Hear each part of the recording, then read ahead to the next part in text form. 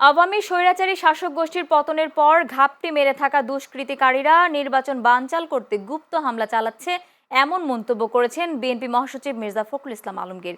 অবাধ ও সুষ্ঠু নির্বাচন আয়োজনে সরকারকে ভয়শূন্য পরিবেশ নিশ্চিত করার আহ্বান জানান তিনি। ঢাকার কেরানীগঞ্জে বিএনপি নেতা হাসান মোল্লাকে গুলির ঘটনায় গভীর উদ্বেগ প্রকাশ করে আজ দুপুরে তার দেয়া এক বিবৃতিতে এ মন্তব্য করেন তিনি। এদিকে আজ বিকেলে ঠাকুরগাঁও সদর উপজেলার দেবীপুর ইউনিয়নের নির্বাচনী প্রচারণায় মির্জা ফখরুল বলেন, একটি সমৃদ্ধ বাংলাদেশ গড়তে হিন্দু, মুসলিম, খ্রিস্টান সকলকে একসাথে কাজ করতে হবে। বলেন, বিএনপি চেয়ারম্যানের ঘোষণা হলো ক্ষমতায় গেলে 18 মাসে 1 কোটি বেকার যুবককে চাকরির ব্যবস্থা করে দেওয়া হবে। ভারত দেশ তৈরি করার জন্য আসেন আমরা সবাই এক হই, এক হয়ে কাজ করি, যাতে করে আমরা এই দেশের উন্নয়ন করতে পারি, আমাদের উন্নয়ন করতে পারি।